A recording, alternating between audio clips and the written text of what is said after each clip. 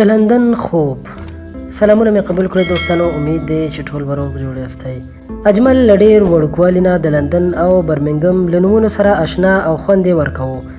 لامل یې دا و چې د مشر تر کور هملته او اجمل به تل د خپل تره له بچیانو سره د لندن د رڼاګانو او برمنګم د ښکلاګانو په اړه خبرې کولې. نن ورځ د اجمل په ژوند کې یوه له ښو او نیکمرغو ورځو څخه وه، هغه ځکه چې دی په ډېر کم لګښت او ډېر لږ وخت کې د خپل ارمان تر منزله رسېدلی و. په لاره کې نه و ځورېدلی او د خپل خیال او هوس مطابق تر برمنګم پورې رسېدلی و. دا باراني ورځ وه او هوا نسبتاً یخه وه. اجمل د خپل تره له زوی سره په چکر وتلی و. میده میده باران ورېدو او دوی دواړه تر یوې چترۍ لاندې روان و. اجمل د افغانستان د ککړې هوا، ګردونو او چکړو نقلونه کول او د تره زوی بیا د برطانیې د ښایسته هوا، پاک چاپېریال او صفا موسم کیسې ورته کولې. اجمل له هرې خبرې سره خندل او د برېښنا له پړکو یې خوند اخیستو. لومړی ځل و چې اجمل په یو ښکلي پارک کې ولاړ و. تک تور پتلون او سپین شرټ یې پر تن و. د تره زوی عصري اوسېدلی و او د انځور اخیستلو ځانګړی مهارت یې درلودو. هغه په موبایل باندې د اجمل عکس واخیستو او بیرته یې د اجمل موبایل ته ولېږو. دوی دواړه د پارک په څنډه کې یو رستورانت ته ورغلل. د رستورانت د پاکوالی او ځلا د اجمل ډېره خوښه شوه. د تره زوی ته یې وویل ښه خوندوره کبه راوغواړه. هغه د رستورانت ځوانه کارکوونکې د لاس په اشاره راوغوښته. ځوانه نجلۍ په چټکو ګامونو راغله، د دوی مخ ته ودرېده. لاسونه یې پر میز کېښودل او دوی ته یې په موسکا ښه راغلاست وویل. دوی خپل فرمایش ورکړ. هغې سترګه ووهله او د اوکې په ویلو سره بیرته ګړندۍ روانه شوه. اجمل امین ته وویل امینه دا نجلۍ خو په اداګانو کې کټه مټه مریم ته ورته ده. مریم د اجمل د مشر ماما کشره لور وه. هغه په ښوونځي کې تر اجمل یو کال وروسته او د 10م ټولګي زده کوونکې وه. مریم لایقه نجلۍ او د خپل ټولګي اول نمره هم وه. د دوی دواړو له یو بل سره ډېره زیاته مینه وه.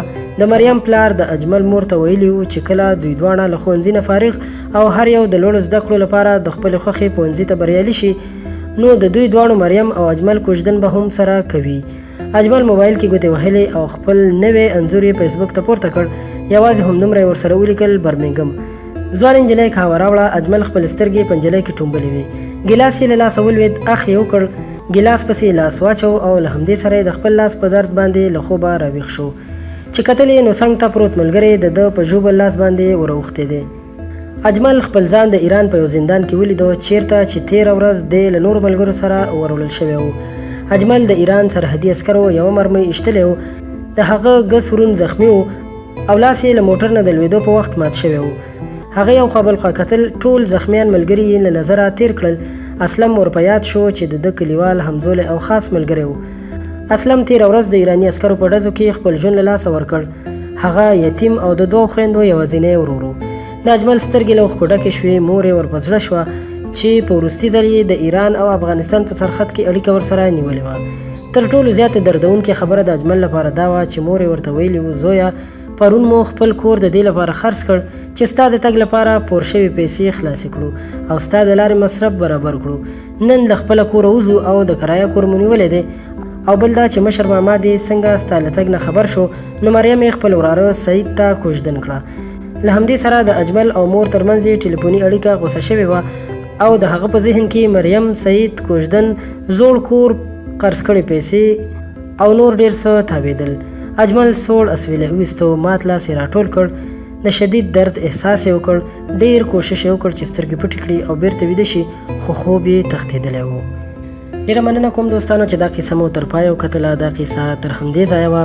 له نورو همدغسې په زړه پورې او ښایسته ویډیوګانو لپاره در سره زموږ چینل سبسکرایب کړئ. ورسره خوا کې د بیل نشان هم ووهئ چې زموږ د هرې نوې راتلونکې ویډیو سره تاسو ته خبر درکړل شي او تاسو ترې خوند او ګټه واخلئ. ډېره مننه.